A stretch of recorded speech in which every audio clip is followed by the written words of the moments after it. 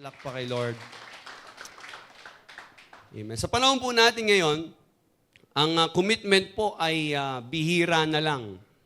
Kung makikita niyo po sa pag-aasawa, hindi na po uso ang kasalan ngayon. Mas uso pa ang nagsasama kahit di kasal, yung mga live-in.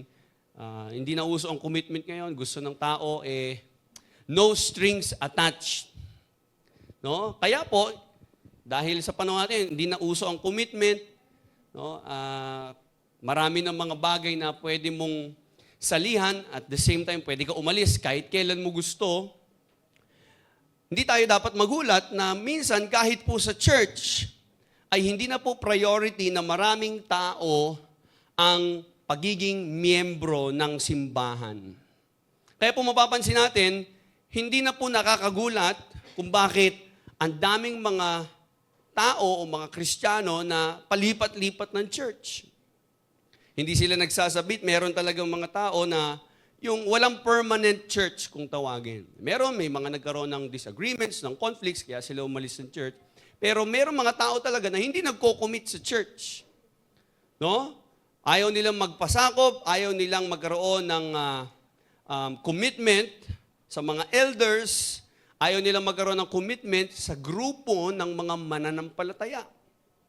Alam niyo po, para po pabayaan o para hindian o tanggihan ang pagiging miyembro ng isang simbahan ay isang malaking misunderstanding.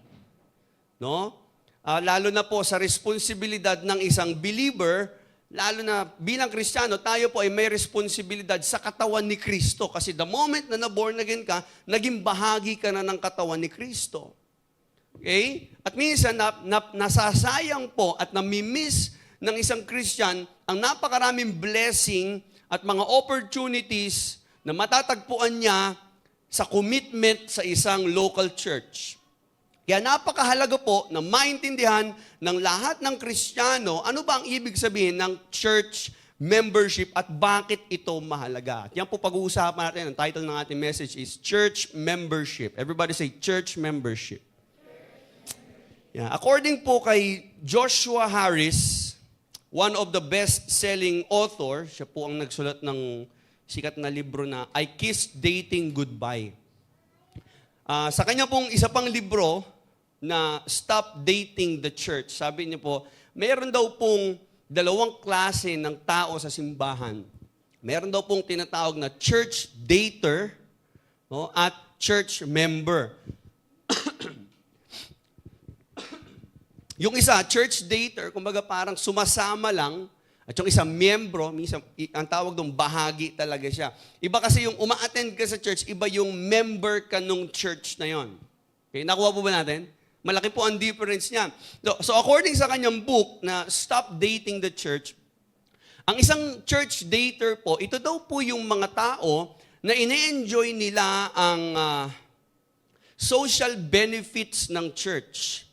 No? Ibig sabihin, pag sinabi nating social benefits, ito po yung mga kaibigan nila sa simbahan, mga kakwentuhan nila, ito yung mga kaibigan na dumadalaw sa kanila. Pag may problema sila, mga kabarkada, no? O sabihin natin, ito yung mga gusto nilang ligawan ng mga tao sa church. Mga social benefits ng church yon, no? Na merong nakikisocialize sa'yo.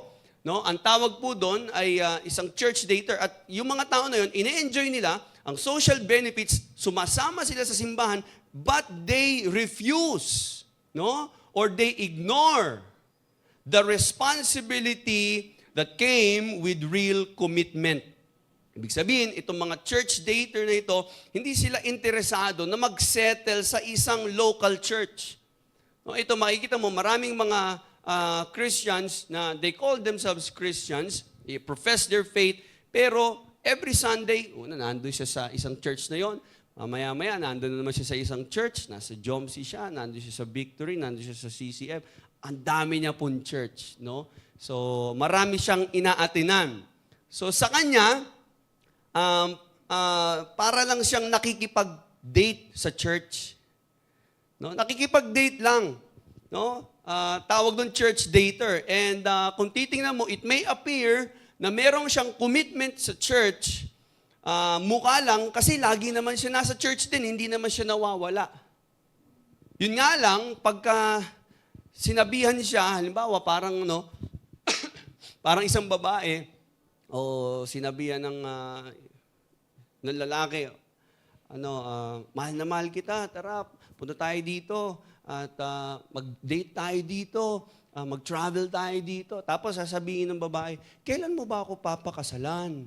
No, sasabihin ng lalaki, ay, hindi pa ako ready dyan.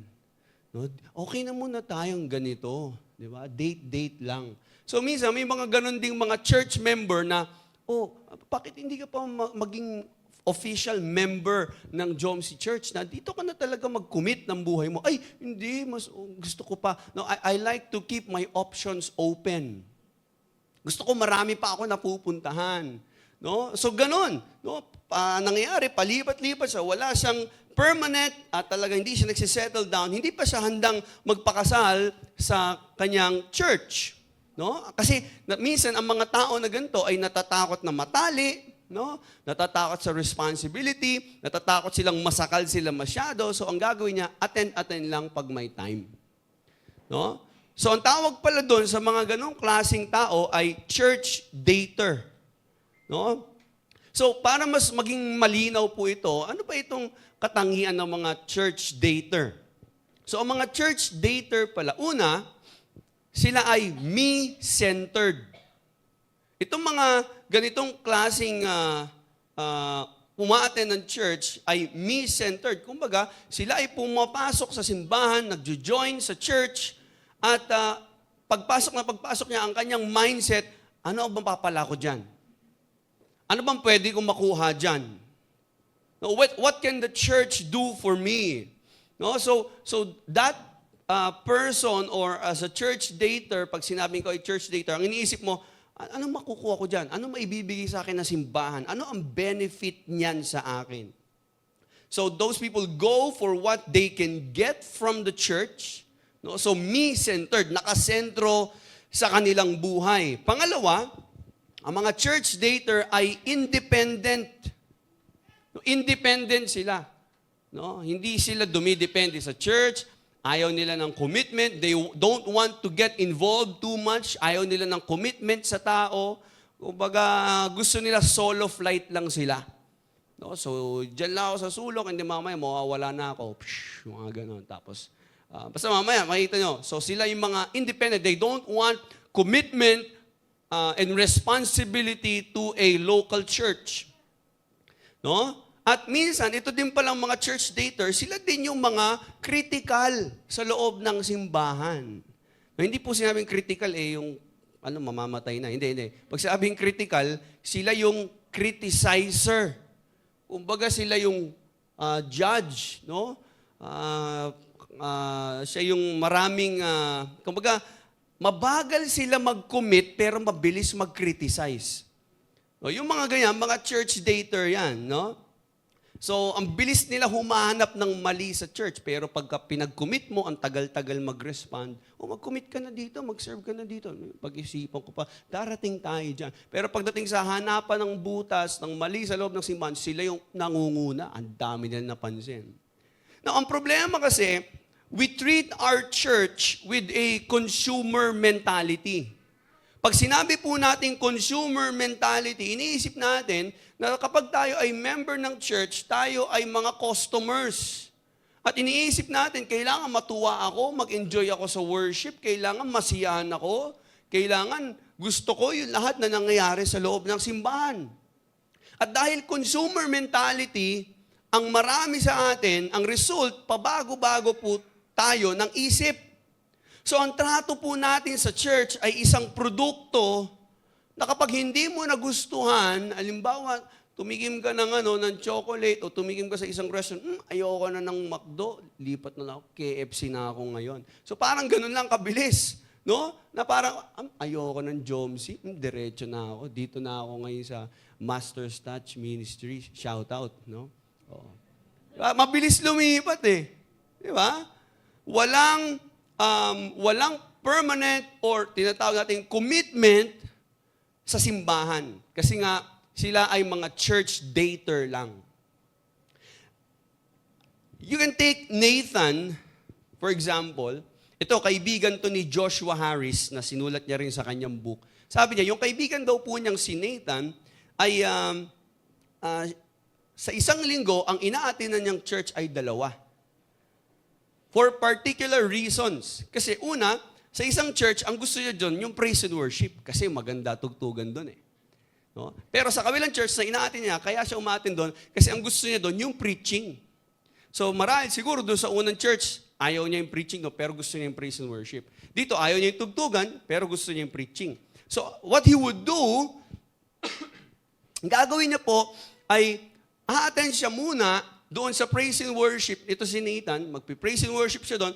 Tapos kapag last song na, bago matapos yung last song, ay pupuslit na siya, no? Maglalakad siya, papunta na doon sa kabilang church na aatinan niya para sa Word of God.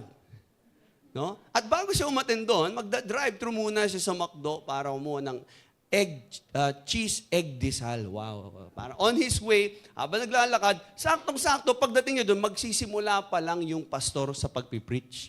So every Sunday, ganun ang routine niya. Kasi doon gusto niya ang praise and worship, doon gusto niya ang preaching. So hinahati niya yung oras niya. Ewan ko kung may mga umalis ngayon, baka ayaw na nila ng preaching dito. No? Lumipat na kasi praise and worship, maganda kanina eh. No? So hindi ko naman kayo gusto ihiya kung ganun yung mga iba. Pero yun isang example yon ng ni Joshua Harris, ng isang church dater. No? So kung nakikita mo ang sarili mo ngayon sa mga ganong klaseng qualities, no, you need to understand, malaki po ang mawawala sa atin kung hindi tayo committed sa isang local church. No, hindi po kasi sapat na nag-a-attend tayo ng church. We need to join. No? Kailangan maging bahagi po tayo. No? Unless na ikaw ay mag-join sa isang local church at maging committed bilang isang member, marami kang mamimiss out ng mga purpose at mga plano ng Diyos para sa iyo. Imbis na marami pong blessings ang pagiging membro ng simbahan. In short, you're not going to be a healthy Christian if you are just dating the church. So this is alarming, lalo na po para sa isang tao na hindi niya nakikita ang sarili niya na member ng church.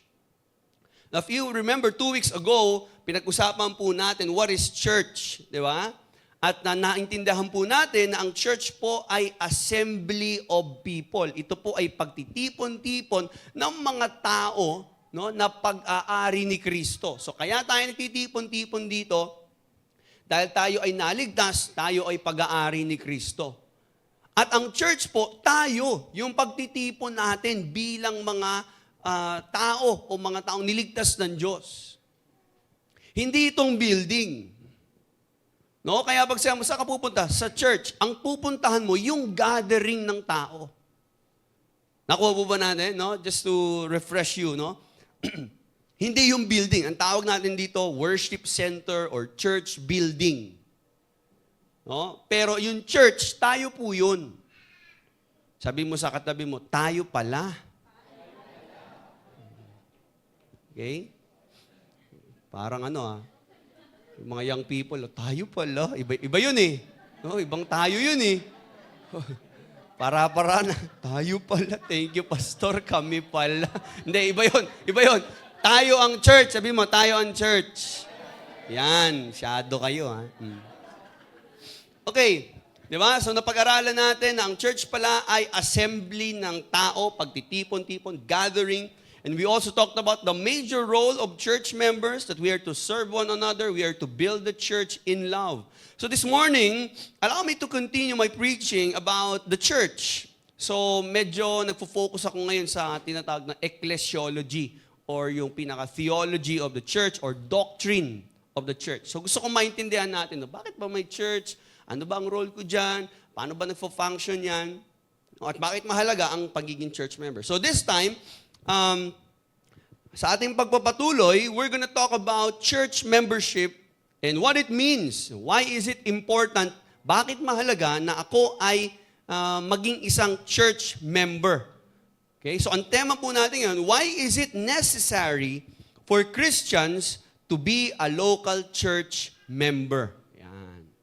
Kumbaga sa Tagalog, bakit ba mahalaga ang pagiging miyembro ko? No? Bakit ba mahalaga para sa isang Kristiyano ang pagiging miyembro ng isang local church? Ano ba ang kahalagahan nito?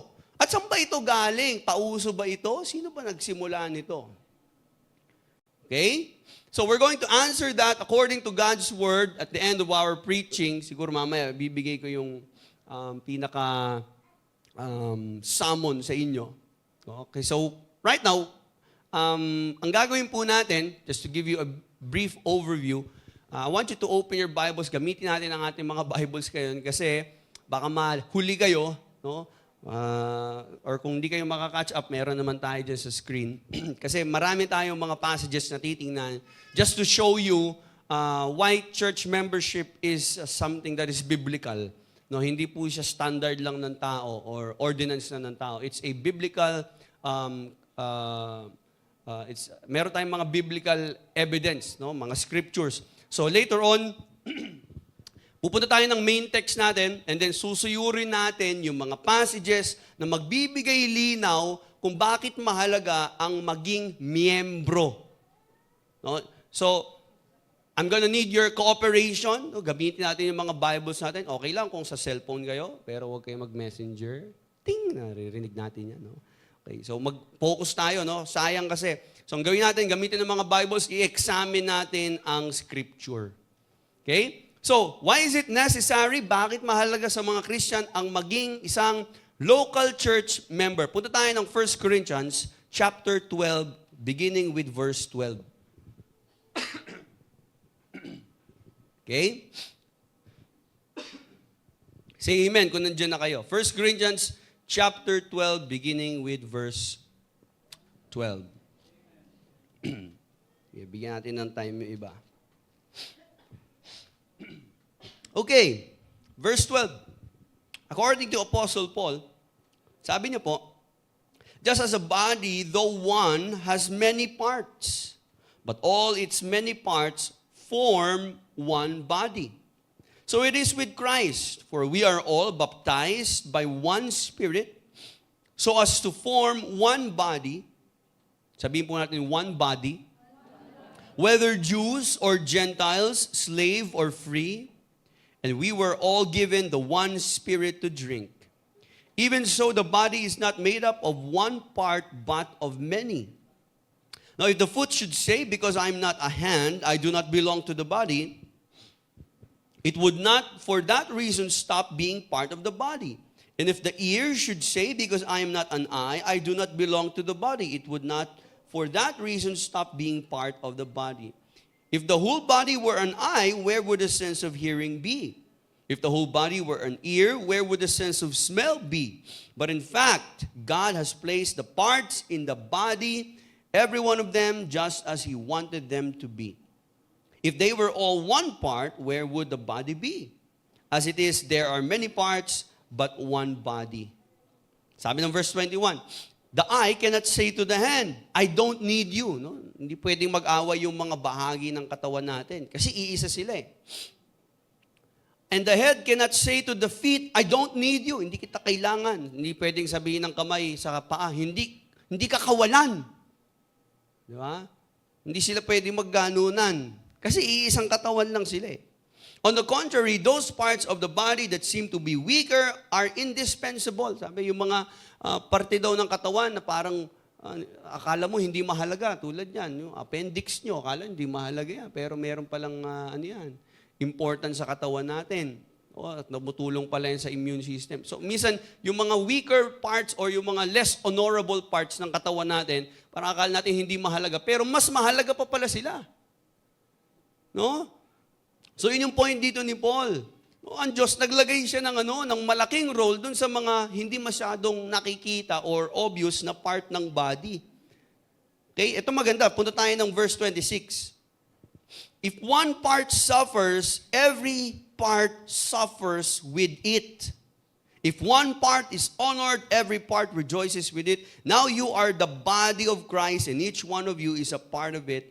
And God has placed in the church, first of all, apostles, second, prophets, third, teachers, then miracles, then giftings of healing. Okay, so ito pong sinasabi dito ni Apostle Paul is actually talking to the Corinthian church, yung church po sa Corinth. At tinawag na po, dito po natin nakuha yung term na member. No? Sabi nga po natin, member. Okay? So, ano nga ba ang church membership? What is church membership? No, kapag ang isang tao po ay na-born again or naligtas, tinanggap niya si Jesus Christ sa buhay niya, naging miyembro po siya ng tinatawag nating universal body of Christ. Okay? Sunod kayo ha? Kasi pag sinabi natin universal body of Christ, yung lahat ng Kristiyano sa mundo ay katawan ni Kristo. Hindi lang tayo ang katawan ni Kristo dito. No? Pero lahat ng born again, lahat ng Christian sa buong mundo, ang tawag doon, universal body of Christ. Kahit yung mga nandun sa langit, part pa rin sila ng body of Christ. Yung mga tao doon. So lahat ng Christian na sila po ay nag-commit ng buhay, talaga ng buhay nila para kay Kristo, sila po ay naging member ng universal body of Christ. Kasi united na siya kay Christ at united na siya sa members ng body. Kaya qualified siya maging member ng local church. Now, ang local church, ito po yun. Tayo na nagtitipon-tipon dito sa specific na lugar. Dito sa Kapalaran. No? Jomsi Church, Maine. Yun ang local church mo. Pero meron tayong tinatawag na universal church. Yun yung lahat ng Kristiyano sa buong mundo. Universal church yon.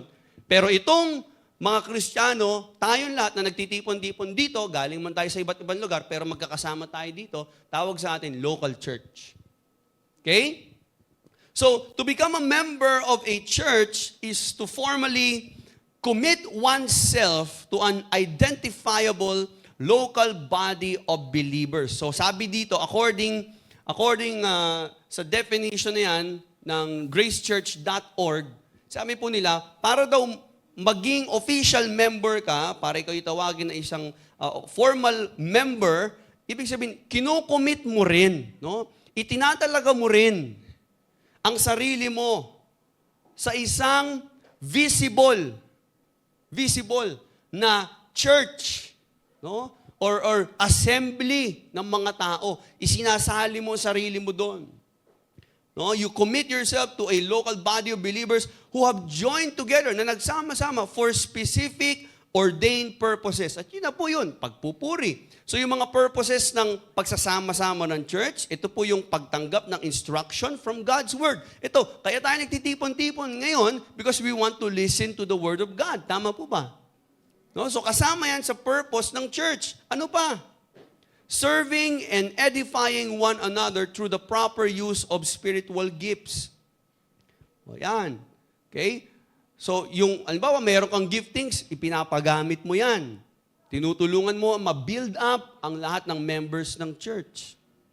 Yung paglilingkod mo, pagsiserve mo, whatever abilities na binigay sa'yo ng Diyos, ginagamit mo dapat yan. So, yun ang ibig sabihin na you identify yourself o ikaw ay isang member ng church. Hindi ka lang uma-attend, no?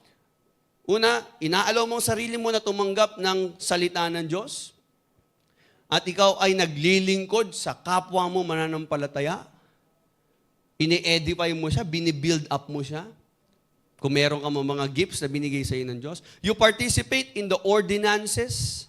Yan, kasama dyan yung mga communion, no? Yung mga ating mga ginagawang dito, worship celebration, yung ating mga events.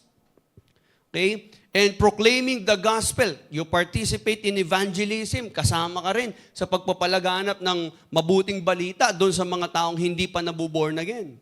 At kasama pa doon, no? In addition, when one becomes a member of the church, sabi ng church, gracechurch.org, sabi nila, in addition, when one becomes a member of a church, he submits himself to the care and the authority of biblically qualified elders that God has placed in that assembly. Ibig sabihin, pinapasakop mo rin ang sarili mo sa pangangalaga ng mga elders. Pag sinabing elders, hindi yun yung mga matatanda sa simbahan. Hindi yun yung mga puti na ang buhok. No? Sasabihin, sino ba yung mga elders yun? Ay, si Nanay Viterbo. Hindi agad dahil matanda si Nanay Viterbo, elder. Hindi ganon. Pero, halimbawa, pag sinabi nating elder, ito po yung mga pastor. Ang ibig sabihin po ng elder sa loob ng simbahan, pag sinabing ikaw ay elder, nag-aalaga ka. May inaalagaan kang tupa. No? So, hindi siya elder dahil may edad na po kasi siya, kaya elders na siya. Hindi ganon. No? Ang ibig sabihin ng elder sa church, ito yung mayroong mga inaalagaang mga bata pa sa pananampalataya. So, yan yung mga D-group leaders. Yan. Kung kayo nag-a-attend kayo, mayroon tayong mga life group leaders, yung mga nagtuturo doon. Mga elders ng church yan. Sa young people, may mga elder din dyan, yung mga D-group leaders nyo. Yung pastor, no? Yung mga pastoral staff natin, mga elders of the church yan. Sila yung mga matatanda ng simbahan. Hindi literal na matanda dahil puti na ang buhok. No? Kaya sila matatanda ng simbahan. Sila yung mga spiritual parents sa loob ng church. Ang tawag doon, elders of the church. Okay? So ipinapasakop mo daw ang sarili mo doon at sinasubmit mo ang sarili mo sa kanilang pangangalaga, sa kanilang authority, no? Dahil sila ay nilagay sa assembly ng church natin. So kung makikita po natin, no, napakahalaga pala na kagaya na sinabi ni Paul, ang mga Kristiyano ay miyembro ng isang katawan. Hindi pwedeng hindi ka maging miyembro ng isang katawan.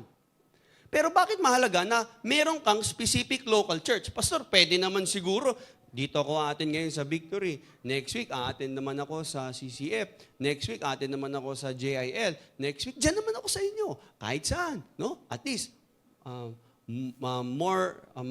mas marami, the more the merrier. English pa kasi si Pastor. No?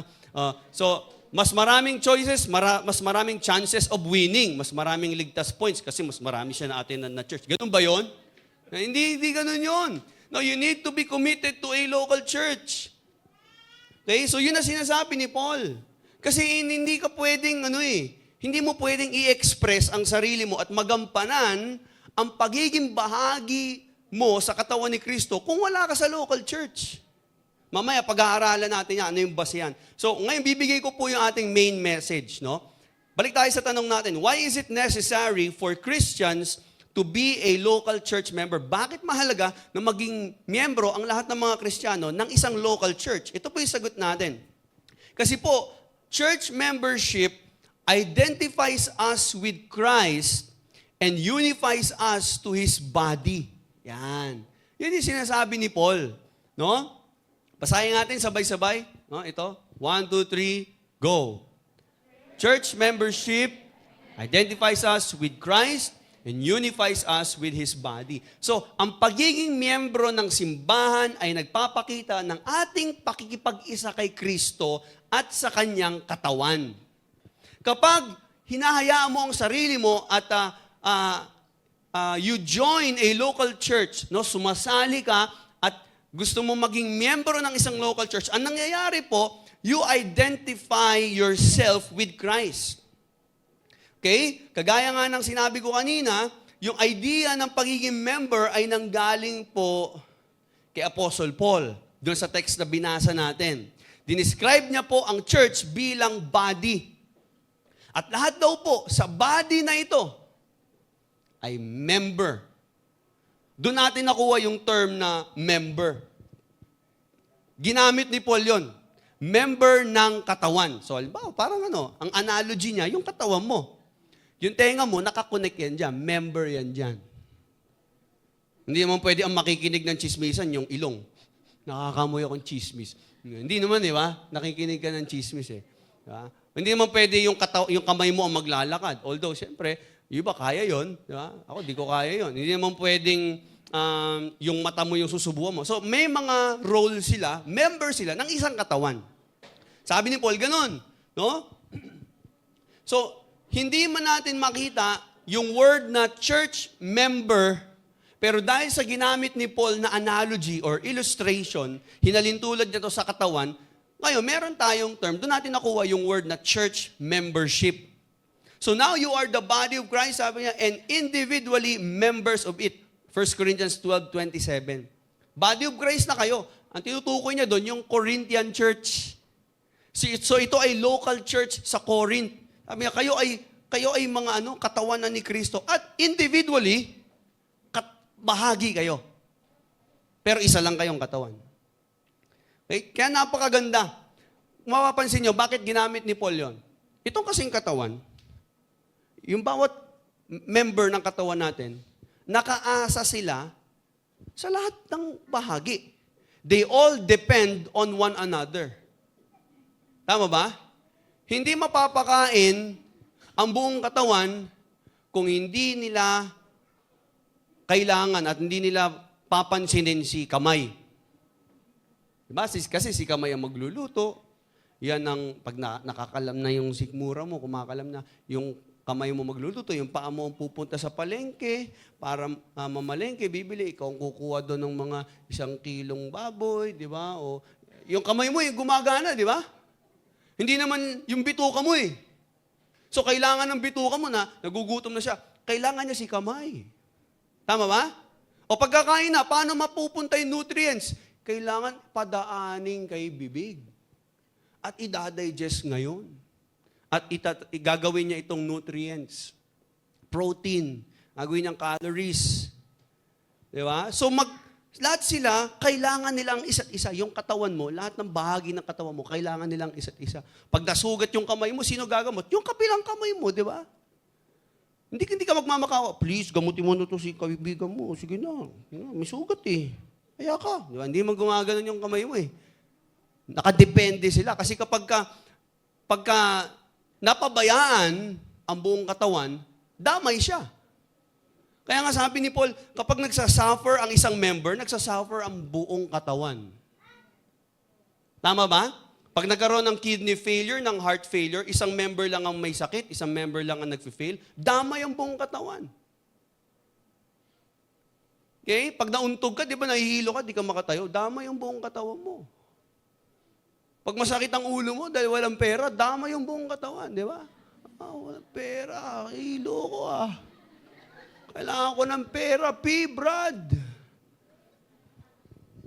So, ano nangyayari? They are working together, iba-iba sila ng role, pero kailangan nila ang isa't isa. Hindi nila sinasabi sa isa't isa na, hindi kita kailangan, mas importante ako sa'yo. Hindi sila pwede magganon. So, kapag ngayon, naiintindihan mo na yung ibig sabihin ng word na member. Kaya in-emphasize ito ni Paul. Membership is not just a word. It's a description of our commitment to Christ and to each other. Yung pag sinabi nating membership o yung church membership, ito yung relasyon natin dapat sa isa't isa. Hindi mo sila lang classmate at kasabay. Kasabay ko sila umattend ng church. Hindi, nakikita ko siya sa church. Hindi, member kayo ng parehong, ng iisang katawan. Iisa kayo. Yan, katabi mo yan. Tingnan mo yan. Yan. Okay, tingnan mo mabuti. Tingnan mo sa mata yan. Kasama yan. Hindi mo lang alam. Baka yan yung kulugo, di ba? O yung nunal, di ba? Pero member yan. Member yan. Siya yung puting buhok. Pero kasali sa katawan yan. Di ba? Member yan. So ito ay description pala. Kaya ginagamit ang term na member, ito ay description ng commitment natin kay Christ at sa ibang tao. So hindi pwedeng sasabihin ng isang tao, solo flight lang ako, basta importante, umattend ako ng church. Wala akong pakialam sa inyo lahat dyan. Hindi pwedeng ganun. Kailangan may pakialam tayo sa isa't isa. Kailangan alam mo anong kalagayan niya. Pag wala si sister, hinahanap mo, asan na yun? Di na nag-a-attend si sister Hindi yung pag sinabi ako, parang di ko na nakikita yung yung taga doon, yung umatin doon. Wala akong pakialam, importante, nag-worship ako. Di pwedeng ganun. Okay? Kaya nga pag sinabing member ka ng church, committed ka dapat sa church, sa mga tao. Okay? So it describes a deep practical commitment that we share with each other as members of the body of Christ. Now, kanina sabi ko, sa ating big idea, church membership identifies us with Christ. Sabi ko, ang pagiging miyembro ng simbahan ay nagpapakita ng ating pakikipag-isa kay Kristo. Bakit? Ganito po kasi yan. Si Jesus po, itinayo niya po ang simbahan sa Matthew 16 verse 18 to 19. Sabi niya, I will build my church upon this rock. tinayo niyo po ang simbahan bilang isang institusyon na magiging marka o palatandaan, no, na itong mga tao na ito na nasa loob ng local church ay pag-aari ko. Nakuha niyo? Kaya sabi niya, I tell you that you are Peter, and on this rock I will build my church, and the gates of Hades will not overcome it. In-establish ni Jesus ang church para markahan, i-affirm, at i-oversee, pangalagaan, bantayan ang mga tao na natubos dyan na sa krus ng Kalbaryo, na nampalataya sa Kanya at naging bahagi na ng kaharian niya. So para masabi, actually, nung New Testament, para masabi na ikaw ay born again, hindi pwedeng wala kang church. At nagtataka ako sa panahon ngayon, marami nagsasabi, born again naman ako. Pero walang local church, hindi member. Hindi pwede noon yun. Kasi automatically, kapag na-born again ka, dapat ikaw ay member ng local church. Kasi paano malalaman kung sino yung nasa loob at nasa labas ng kaharian ng Diyos? Now, I'm not talking about yung pagpasok nyo na literal sa loob ng simbahan. Na pumasok ko ngayon, uy, nasa kaharian na ako ng Diyos. Hindi. Ang ibig sabihin nun, member ka ba? Hindi yung umaattend ka lang. Member ka ba? So, dapat maitanong natin sa sarili natin, member ba ako? Although, tayo naman ay member ng Universal Church, pero saan ba ako membro talaga? Saan ako nakakommit? O baka naman ikaw ay isang church dater lang. Okay?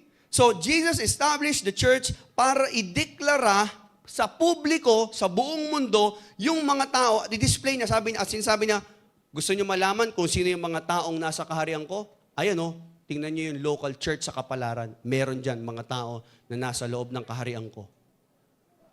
Sino yun? Yung mga miyembro, hindi yung mga uma-attend lang, hindi yung mga visitor lang, o walang commitment. Kailangan may commitment ka sa church para masabing ikaw ay minarkahan ng Diyos. Palatandaan yun. So, sabi niya sa message natin, yung big idea natin, church membership identifies you with Christ. Okay?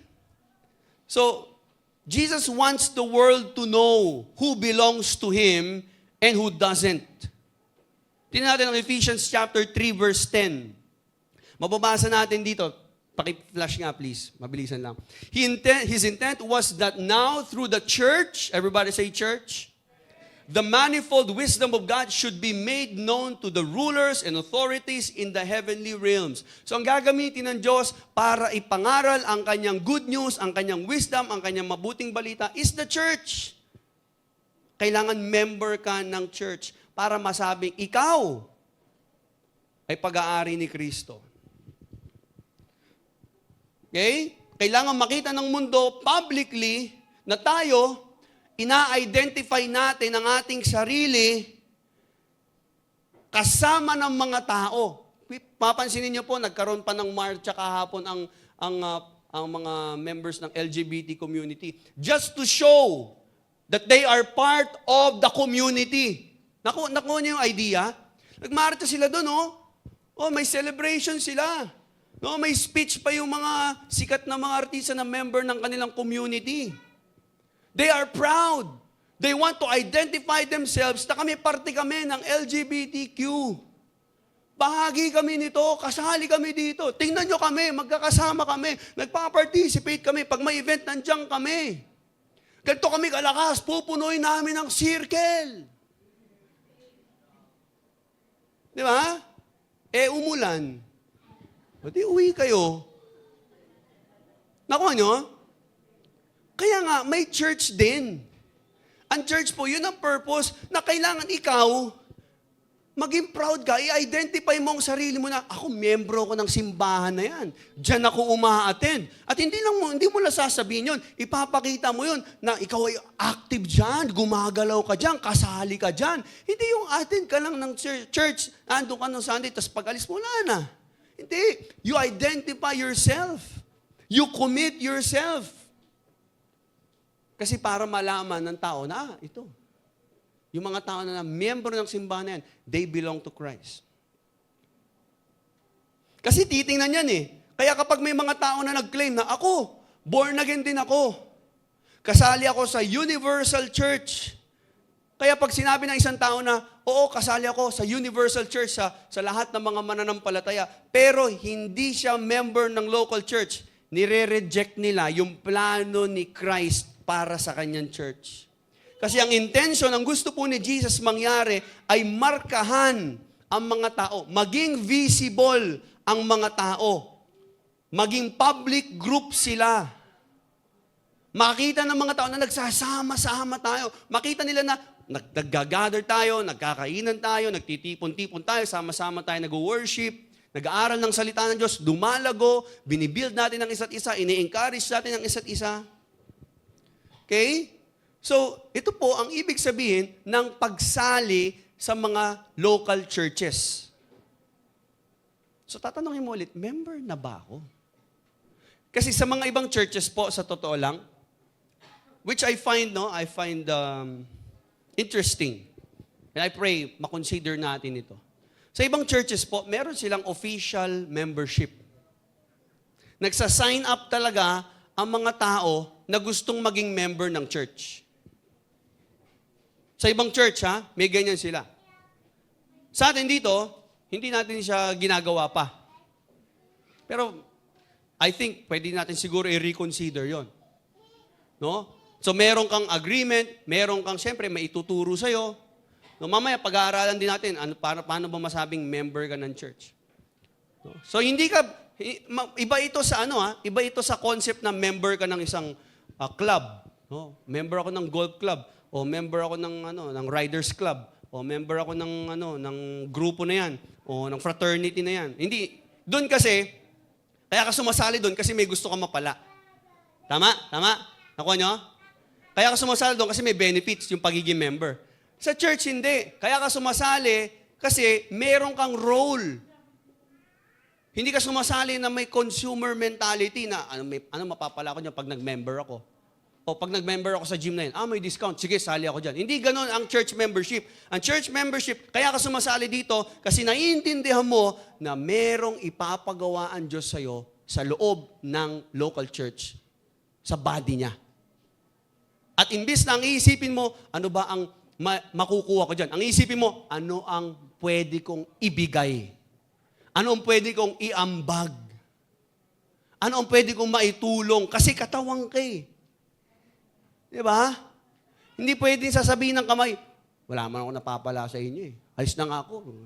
Hindi naman gumagano yung kamay eh. Meron siyang inaambag. So yun po ang ibig sabihin na tayo we identify ourselves with Christ. Now, according to Grace Community Church, sa kanila po, meron pong basis ang church membership. Hindi lang, again, sabi ko nga, titingnan natin yung mga scriptures na ito, no? Merong basis ang church membership. 4 po yan, no? And gusto kong gamitin ito na basehan ng pag-aaral natin. And then later, i-conclude natin. So yan, 4 na yan. So yung 4 na basis ng church membership, kumbaga, basihan o saan nang galing? Saan nang galing itong church membership? Ito ba ay biblical? Sino ba nagpauso nito? Nasa Bible po ba yung pastor, yung tinuturo mo? Kasi ako, ang concept ko lang, basta attend lang ng church, okay na eh. Bakit kailangan sabihin pang maging member? Nasa Bible yan, basahin natin. So, itong 4 na to, okay, basahin natin, sabay-sabay. 1, 2, 3. Number 1, the example of the local church. So, makikita yung kanilang example, yung nauna. Example of the early church pala. Sorry, typographical error. The example of the early church. Early church yan Ito ano nyo na lang. Yan. Early church yan, early church. Yung naunang simbahan. Okay? Pangalawa, basahin natin. Number 2, the existence of church government. Number 3, the exercise of church discipline. Number 4, the exhortation of mutual edification. No, bakit may mga ganyan na basis or biblical basis? Kasi sa Bible, wala naman talagang utos explicitly na sinasabi sa Bible, sumali ka ng local church. Wala sinabi si Jesus na gano'n.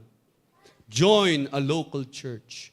Be a member of a local church. Sign up now and be baptized. Walang gano'n. Wala kang mababasa sa Bible. Pero Pero, sabi mo sa katabi mo, pero, merong essence.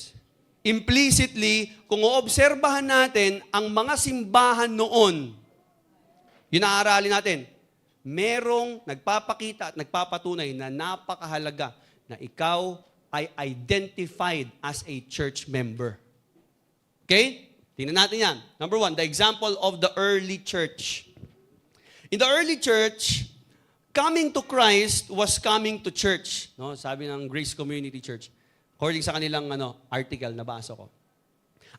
Sa early church daw, noon, nung panahon ng mga apostol, pag ikaw ay magtatalaga ng buhay mo kay Kristo, ang identification para ma-confirm na talagang nagtalaga ka ng buhay mo kay Kristo, kasali ka sa isang local church.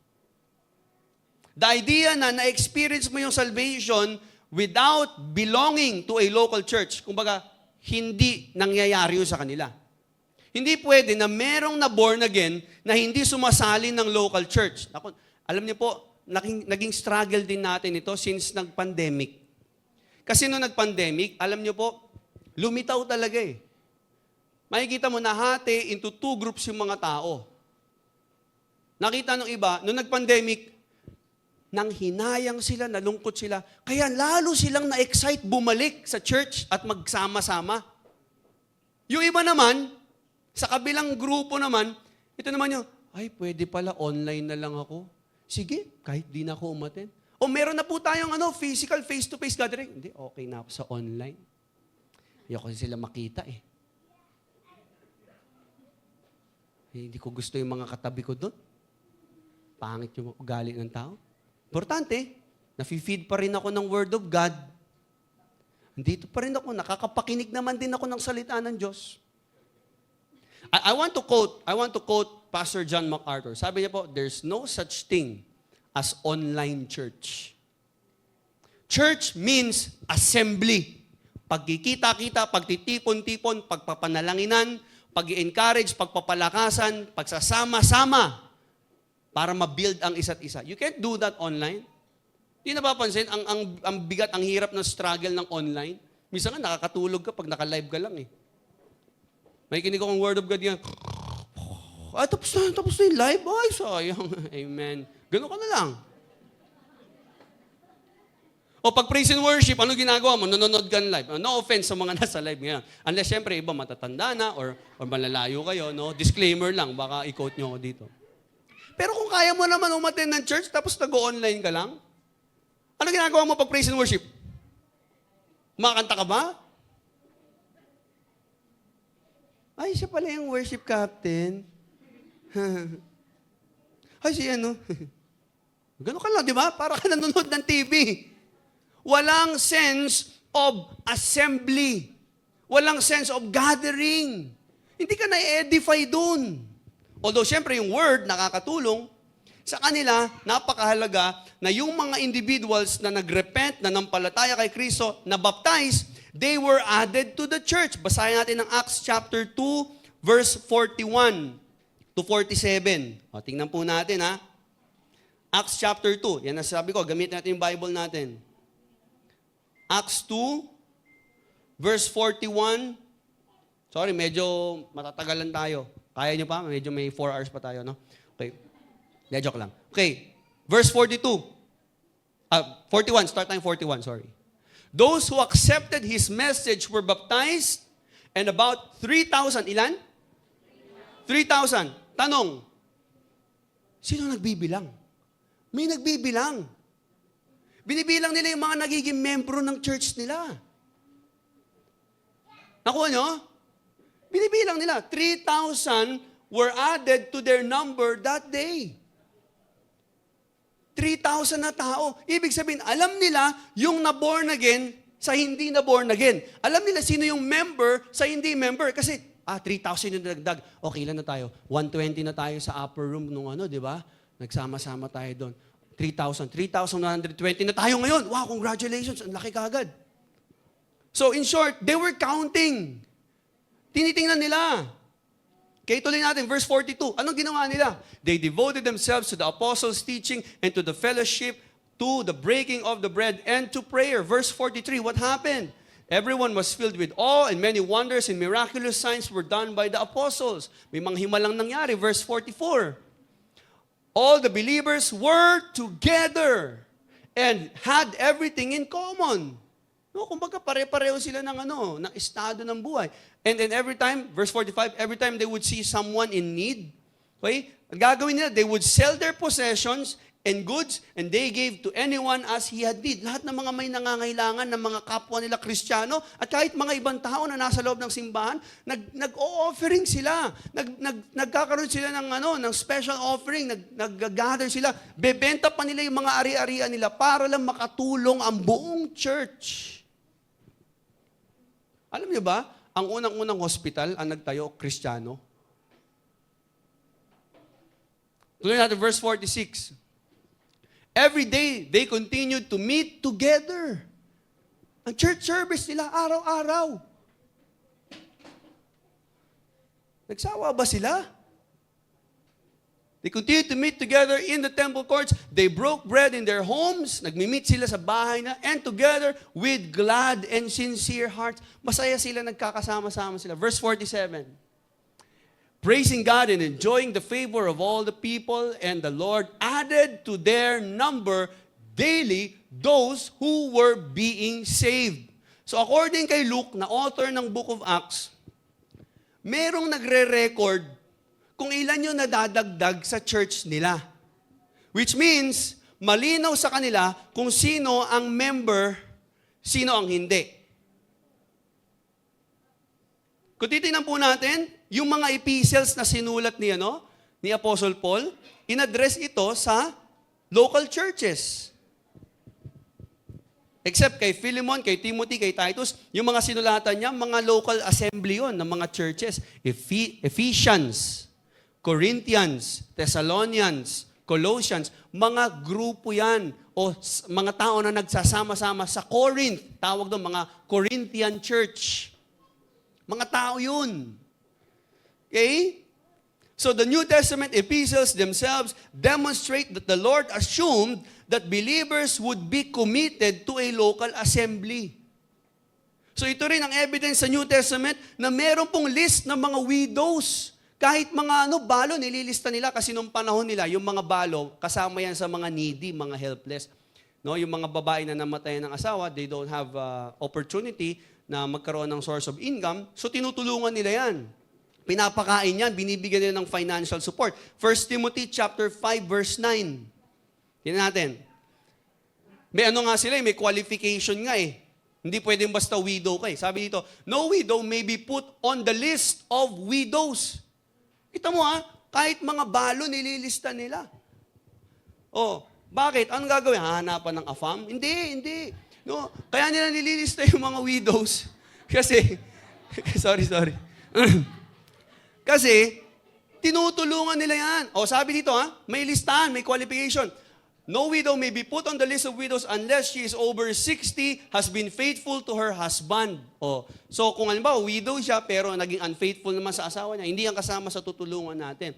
Kasi mayroong qualifications yung mga widow na member ng church nila. No? O kailangan over 60 ka, wala, talagang mahina na. Kasi iba pwede pa mag-asawa uli. Kaya hindi pa sinasama yun sa listahan. May record sila. Okay? O sabi, there also may have been a list of members that grew as people were saved. Let's read Acts chapter 5 verse 14. Acts 5:14. Nevertheless, more and more men and women believed in the Lord and were added to their number. They list down the numbers. Acts 16:5. Acts 16:5. So the churches were strengthened in the faith and grew daily in numbers. Someone was recording the numbers of their members. Pinaglilista. Hindi nila sinasama sa mga list yung mga sumasali lang, nagpapakita lang ng once a year, tapos sa ibang church na uli magsisimba. Hindi. Yung member, talaga alam nila, they identify themselves. In fact, ito pa maganda, no? Kapag ang isang believer ay, halimbawa, lilipat na siya ng ibang lugar, halimbawa sa Corinth, tapos titira na siya ngayon sa Thessalonica, magpapadala sila ng letter na ikino-comment nila na yan, member yan ng local church ng Corinth. No, tanggapin nyo yan. Tingnan natin, Acts 18 verse 27. Tingnan mo, napakahalaga sa kanila ng church membership. Acts 18:27. When Apollos wanted to go to Achaia, iba pala yung Achaia, no? Sa MOA pala yun. Akaya. Ikea pala yung Ikea. Galing kasi kami. Okay. The brothers encouraged him and wrote to the disciples. Kita mo, they wrote to the disciples there to welcome him. O i-welcome yan. Miyembro yan. Paglilipat na, no? Susulatan yung kabilang simbahan. O, kasapin natin yan. Kasama natin yan. Bahagi din yan ng katawan ni Kristo. On arriving, he was a great help to those who by grace had believed. Okay? So they would write. Romans chapter 16 verse 1. Tingnan natin ito. Romans 16 verse 1. I commend to you our sister Phoebe. Sabi niya, kino-commend ko ito ha. Yung mga taga-Rome dyan, a servant of the church in Cenchrea. Sabi niya, nagsiserve yan dito sa church natin sa Cenchrea. So, sabi niya sa mga taga-Roma, nandyan si Phoebe ngayon, tanggapin niyo siya, kino-commend ko yan. May commendation. Kung lilipat man sila ng lugar, nagpapadala ng letter yung kanilang local church sa magiging bagong local church nila. Colossians chapter 4 verse 10. Colossians 4 verse 10. Sige, ito na last and then we'll move on. My fellow prisoner, Aristarchus sends you his greetings, as does Mark, the cousin of Barnabas. You have received instructions about him. If he comes to you, welcome him. O, kita mo, may sulat si Paul para sa mga believers na pumupunta sa ibang lugar. At sabi, i-welcome niyo yan. Miyembro natin yan. No? Kino-comment niya. So, in the book of Acts, much of the terminology fits only with the concept of formal church membership. Bakit gagawin yan kung walang formal church membership? Kung hindi mahalaga ang pagiging member ng church, bakit susulat-sulat pa sila doon? I-welcome yan. Kasama yan. Okay yan. Okay? Yung word na the whole congregation. Mababasa natin yan. Sa Bible. O yung word the disciples. The church in Jerusalem. In every church. The whole church. Mababasa niyan all throughout the New Testament. The elders of the church. May specific elders. So lahat ito ay nagsasuggest at nagpapakita sa atin na ang church membership ay dapat malinaw. Malinaw dapat kung membro yung isang tao o hindi. Kaya nga, maganda magawa talaga natin sa church yan. Dapat malinaw sa atin lahat dito sino ang member. At yung mga ayaw ng commitment, hindi pa talaga sila ready na maging member ng church. Kaya makikita mo. So, ginagawa man natin yan formally or informally, napakahalaga. Sa'yo mismo, malinaw sa'yo. Membro ka ba o hindi? So, una, yung example ng early church. Pangalawa, the existence of church government. Pag sinabi natin church government, pinapakita dito yung mga leaders. Sa Bible, may mga tao, no, na inassign ng Diyos para maging shepherd ng isang local body of believers. Halimbawa, ako. Kung ako nandun sa New Testament, hindi ko pwedeng pagpastoran. Pag sinabing church, lahat ng Kristiyano sa buong mundo, kaya ko ba yon pagpastoran? Yung lahat ng mga Kristiyano sa buong mundo? Hindi. Acts 20 verse 28, may utos dito. Tingnan mo, sabi dito, keep watch over yourselves and all the flock of which the Holy Spirit has made you overseers. May specific flock na inassign ang Holy Spirit. Sabi, be shepherds of the church of God. Hindi na tinutukoy dyan yung kabuuan na lahat ng Kristiyano sa buong mundo. May specific lang na lugar kung saan nagtitipon-tipon ng mga tao at inaalagaan niya yun, pinagpapastulan niya yun. Kita mo, sabi which He bought with His own blood. Kay Jesus yan, pero pinaalagaan sa'yo. So, ang mga pastor, no, kami po, bishop, lahat ng mga pastors ng local churches natin, yung mga D-group leaders, may mga tao na pinaalagaan sa kanila. Lalo sa mga pastor. Pinapaalagaan kayo sa amin. Okay? So pinapa-oversee ang local body of believers. Hindi ko pwedeng i-oversee ang lahat ng Kristiyano. Dito pa nga lang, nahihilo na ako, hindi ko na makilala. Minsan kung sino, minsan naglalakad ako, may ngingiti sa akin, Pastor, sino ba yan? Hindi ko na matandaan eh. Minsan yung pangalan, nakakalimutan ko na. How much more? Paano kung walang church membership? Kung sino lang, come and go lang ang tao dito, parang mall. Hindi, kailangan malinaw. Sino ang member ng church natin dito? Kasi para makita natin talaga, sino ang pagpapastoran ng mga pastor? No? So tandaan natin, 1 Peter 5:2, responsible dapat ang mga shepherd of God's people. Sabi ni Peter, be shepherd of God's flock that is under your care. Merong mga specific na tao na under your care. Kaya ba si Pastor Joseph, may mga taong nasa ilalim ng kanyang pangangalaga. Dito, nasa ilalim kayo ng pangangalaga ng mga pastor dito. Tama po ba? Nakuha po ba natin? No? But not because you must, but because you are willing as God wants you to be, not greedy for money, but eager to serve. So the responsibilities na pinapakita dito is distinguishable.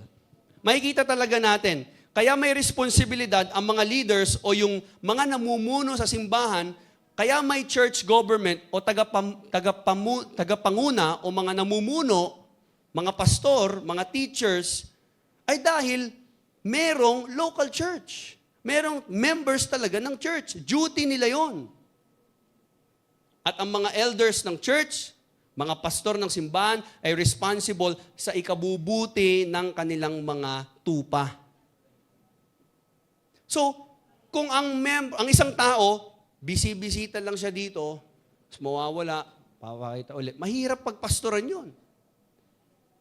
Kailangan maging committed tayo into a specific local church. Kasi mahirap magpastor. Kailangan makakasama ko kayo. Kaya nga once a week nag-gather tayo eh. Kaya nga nalulungkot kami pag di namin kayo nakikita eh.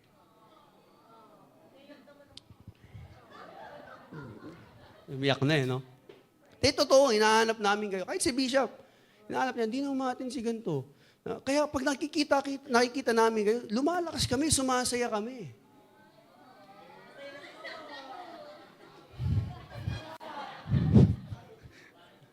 Totoo po. Totoo po yun. Kasi binigay kayo ng Diyos sa amin para pangalagaan. Okay? So pinapakita ngayon sa atin dito, ng scripture na ang mga believers ay dapat mag-submit sa elders. Basahin natin, Hebrews 13:17. Ito, tingnan lang natin to. Hebrews 13:17. Mabilis lang. Hebrews 13:17. Obey your leaders and submit to their authority. Paano kang mag-o-obey kung hindi ka member ng local church? How can you submit to a leader? O sino leader mo? Paano ka magsasubmit? Nakuha niyo po? So hindi mall ang church. You need to commit, you need to obey, submit to the authority. They keep watch over you as men who must give an account. Yung mga nangangalaga, alam niyo po, pag-akyat ng mga pastor sa langit, hahanapan kami ng Diyos. Yung mga taong pinaalagaan ko sa iyo, ano nangyari sa kanila? Hanapin kayo ng Diyos sa amin. Kaya dapat maging malinaw kung membro ba kayo talaga o hindi. Para maalagaan kayo ng tama. Okay? So kapag hindi ka nag-join ng local church, ibig sabihin, hindi mo pinagkakatiwala ang buhay mo, ang iyong paglago sa authority ng mga leaders. Wala kang leaders. So hindi mo masusunod ang Hebrews 13 verse 17 kung hindi ka magiging member ng local church. Imposible yun. So every believer knows na kailangan niya mag-submit. Kaya nga, kung kailangan mo mag-submit, kailangan member ka. Pangatlo, the exercise of church discipline. Matthew 18 verse 15 to 17. Kung mapapansin na, pag-aralan na natin to. Kapag may disiplina sa loob ng church, kita mo napakahalaga niyan. Bakit inutos ni Jesus na disiplinahin ang member ng church na nagkasala? Bakit may proseso si Jesus na ginawa? Kung walang local church at walang leaders. O kita mo, sabi ng verse 15, if your brother sins against you, go and show him his fault just between the two of you. Later on, sa verse 17, sabi ni Jesus, paki-forward po, 17, If he refuses to listen, tell it to the church. Ano yung sasabihin mo sa buong universal church, sa buong mundo? Hindi mo magagawa yon. You tell it to the church leaders. You tell it to the local congregation. Doon mo sinasabi yun na, ito, hindi na talaga siya sumusunod. Talagang nakakasama na siya sa reputation ng pagiging Kristiyano natin. Kino-confront, inaayos. So ang pag-exercise ng church discipline, according sa Matthew 18, makikita natin, it presupposes na merong elders ang isang church na alam kung sino ang didisiplinahin niya. So halimbawa, ako pastor. Hindi ko alam sino ang membro dito. Paano kung yung isang umaattend dito, okay, tingnan ito may umaattend dito, nabalitaan, nangangalon niya, siya ay may mga bisyo, at hindi siya namumuhay bilang Kristiyano. Kung hindi siya member, hindi ko siya kayang disiplinahin. Hindi naman siya member eh.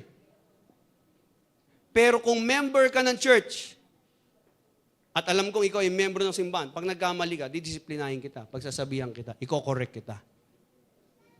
Nakuha po ba natin? So hindi ka mako-correct, hindi ka mare-rebuke, maitatama sa mga maling ginagawa mo kung hindi mo alam na ikaw ay membro talaga. Pastor, bakit kailangan maging member? Unang-una, Pastor, pwede naman maging independent Christian. Nakakapag-devotion naman ako, nakakapag-pray naman ako.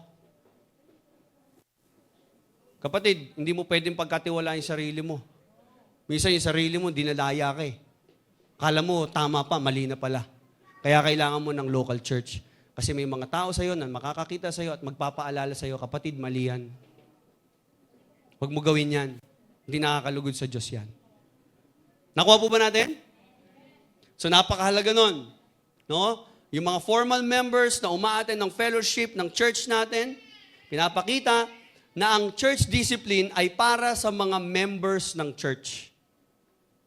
And lastly, the exhortation of mutual edification. Ibig sabihin ng exhortation of mutual edification, ini-encourage ang mga miyembro na palakasin, turuan, palaguin ang bawat isa. Sa New Testament, tinuturo na ang church ay katawan ni Kristo at lahat ng miyembro ay dapat i-devote ang sarili para sa paglago ng buong katawan. Ine-exhort sa scriptures na ang lahat ng believers ay dapat i-edify, palakasin. Kaya nga hindi mo magagawa yung mga one another, love one another, pray for one another. Paano mo gagawin yun kung walang church membership? So ma-exercise mo ang love one another, forgive each other, bear each other's burden. Pagtiisan mo ang kapwa mo, mahalin mo. Diba? Love one another just as Christ has loved you. Kung paano tayo inibig ng Diyos. So you cannot exercise that without having church membership. Yung pag-exercise din ng spiritual gifts. Saan mo i-exercise yung spiritual gifts mo? Kung wala kang membership ng church. So itong apat po na ito ay basis natin. Makikita natin sa Bible na talagang ang pagiging member sa church, actually I'm done, ay dapat ipinapamuhay. Ipinapakita. Visible dapat. You need to live out a commitment to a local church. Ipakita mo na membro ka. Hindi man natin ginagawang official dito at meron tayong pinipirmahan at meron tayong talagang ceremony na gagawing official member ka na ng church. Pero kung hindi man yung ginagawa, sa ating pagkilos, sa ating pamumuhay, iparamdam mo naman sa buong simbahan na member ka. Magparamdam ka naman. Galawin mo yung baso. Di ka namin maramdaman eh. Asan ka? Asan ka nung kailangan kita? Ay, sorry, iba pala. Asan ka ng mga panahon na yun? Nangangailangan tayo ng volunteers. Nasaan ka? Kailangan ka namin. Sabi mo sa katabi mo, kailangan kita. Ba't kinanta nyo? Sabi ko sabihin eh. Kailangan po natin ng isa't isa. Now, hindi man natin formally ginagawa na merong church membership sa church natin. Pero, kung ikaw talaga sa sarili mo, may desire ka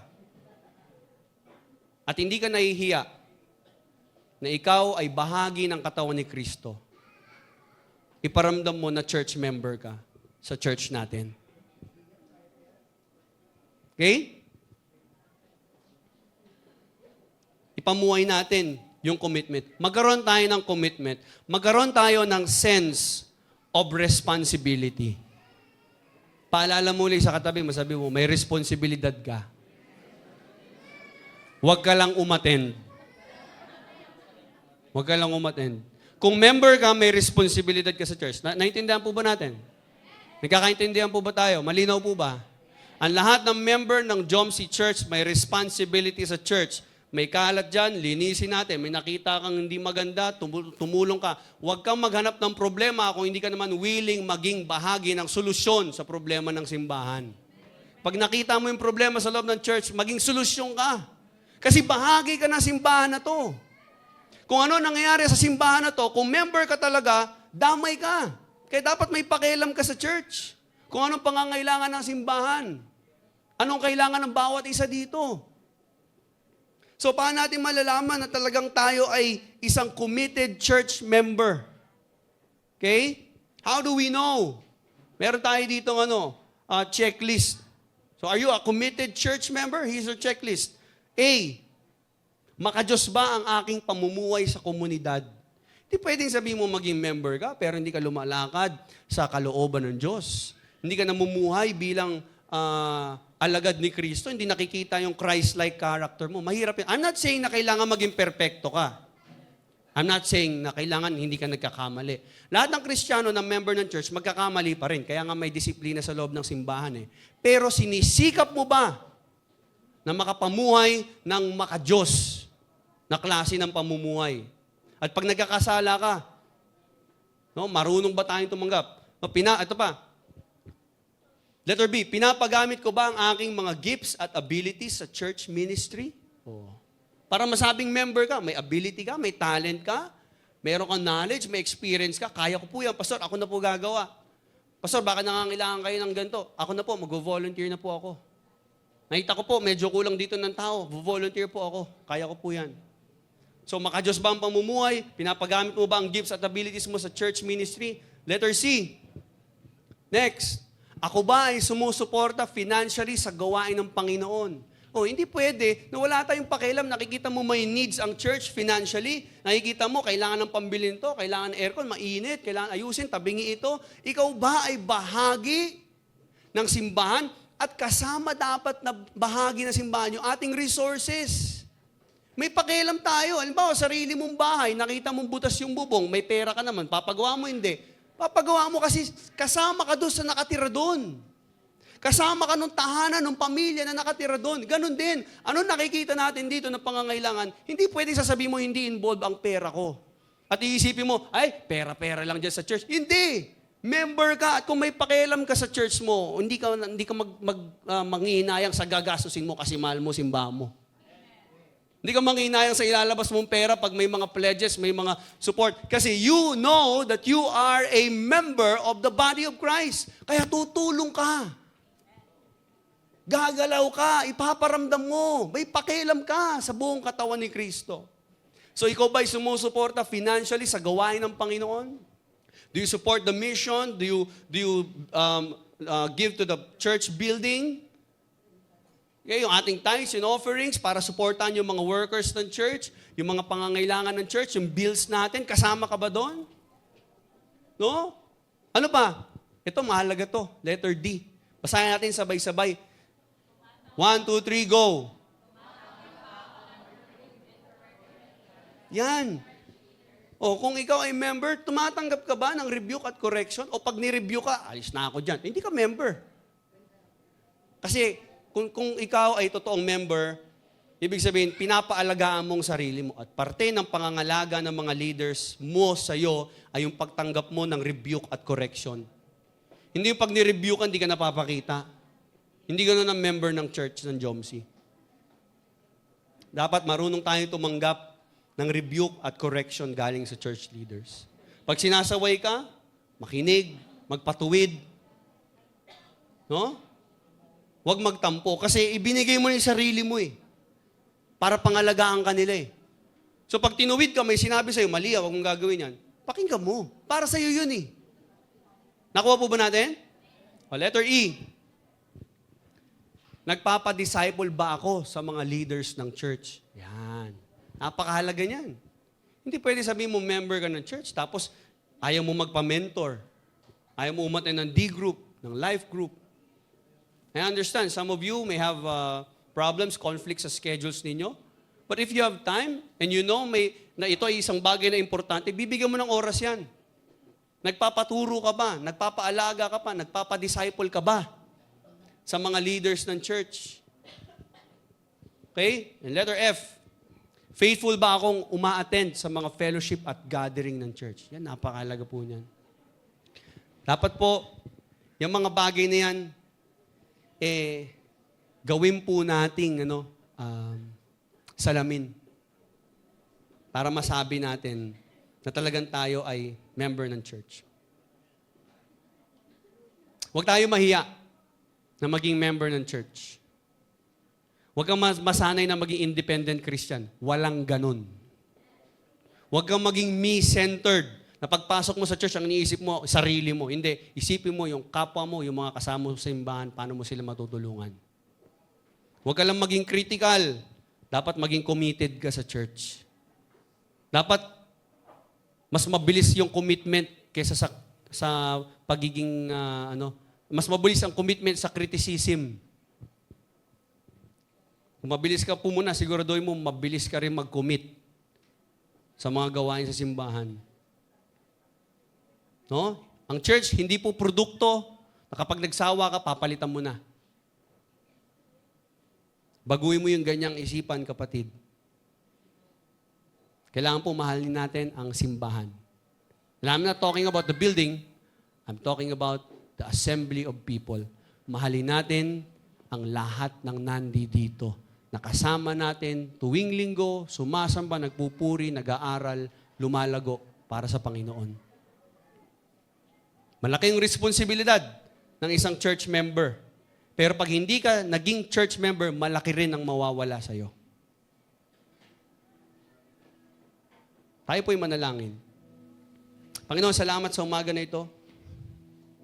Sa inyo pong salita.